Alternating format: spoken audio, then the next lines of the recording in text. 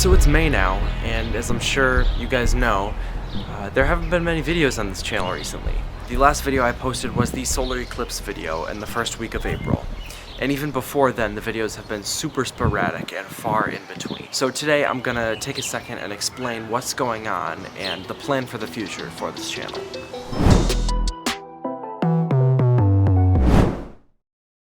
This lack of uploads hasn't been for no reason. It's been a bunch of little things that have all come together that have hindered my ability to upload videos onto this channel. The biggest reason for the lack of uploads is I've been battling equipment issues. It's not my whole setup, it's just one piece of it. And any of you that are experienced with any bit of my gear that I use, I'm sure know exactly what I'm talking about. It is, of course, my mount, the Skywatcher EQM35. This is a mount that I've had since early 2020. So over 4 years now, and I can't say it served me perfectly. I've battled constant issues with it. I've tuned it every year for all the years that I've had it, fully taken it apart and put it back together again, and I actually had to get it sent down to Kentucky from Illinois at the very beginning to get it looked at because it wasn't working properly. The only reason I bought this mount to begin with is because it was the most affordable option that had a go-to function and the ability to auto-guide. So it was really the only mount of this price point at the time that was able to do that for me. I don't regret buying this mount at all. I've gotten plenty of comments over the years from people who don't agree with my purchase, and I understand where they're coming from, but like I said, I don't regret buying this mount at all. The adventures that I've had with it and the pictures that I've been able to take have made me so happy, and I've made some really incredible memories with this one.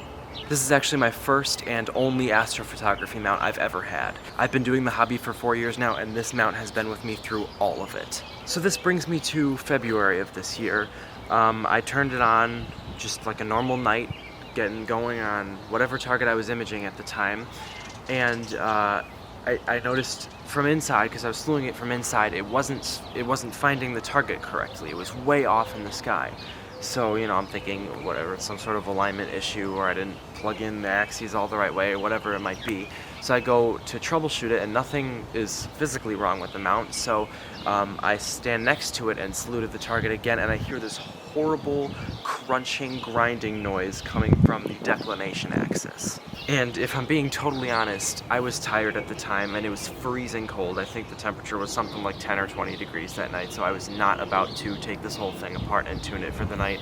So I put it away for the night, and I said I'll fix it at a later time. And unfortunately, that night was the last clear night I would have for months.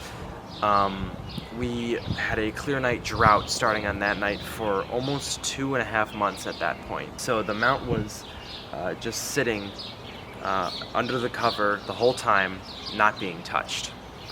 And that brings me to last week, where I uncovered it for the first time and decided to tune it, because that's all that the issue was, right?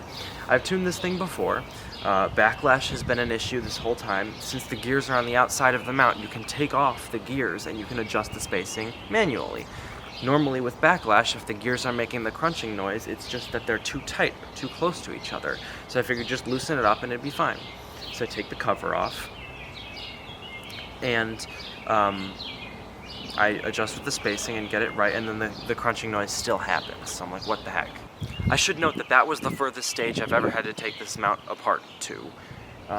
I've only had to take off this gearbox. I haven't had to actually take apart the gears individually, but you know what? I was like, what the heck? Let's give it a shot. So I took apart this gearbox, and I separated the gears, and so most of the gears were actually off of the mount. There were only 3 loose ones connected to the motor. So I was trying to see if it would do the crunchy sound again with just those 3 gears, and it did. So I realized it was probably a gear spacing issue on the actual mount and not the little box here. So I adjusted with the spacing, and it was still doing it. And it was that point where I was like, I don't know what could be causing this. So I did the riskiest thing I've done up to this point with this mount, and I completely disassembled this entire box, and I had the motor with its little circuit board in my hand, right? So I literally just had the motor with no gears that drives the declination axis, and I tried slewing it, and it turns out that it is an electrical issue with the motor of the mount. Did my research on cloudy nights, and I realized it was more than likely a power issue. That sometimes can happen when you have the wrong voltage or current for your mount, or your cable just gets old. So I swapped cables and got a new one, and it's still making the same problem. And it's at that point where I'm realizing I've had this mount for almost 4.5 years at this point. Is it really worth trying to fix it one last time? My setup for this mount is at its payload capacity. There are no upgrades I can make to my setup where it wouldn't be going over this mount's payload capacity. Everything else on my setup is newer than this mount. I got this one first, so it's in line for an upgrade. So it was at that point where I realized I need a new mount. So that brings us here. I am so excited to announce this.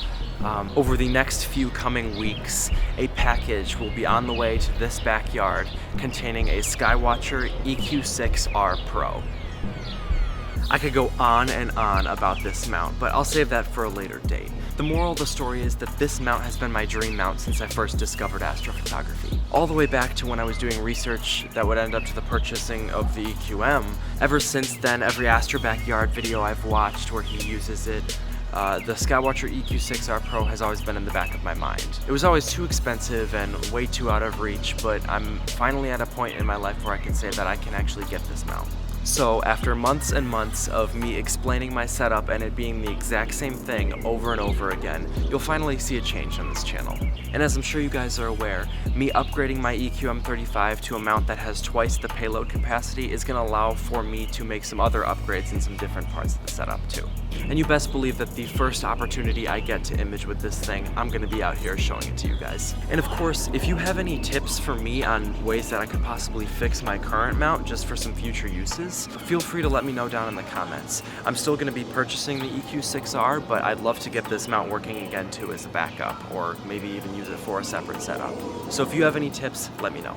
So with that being said, I wish all of you guys clear skies and a great start to summer 2024.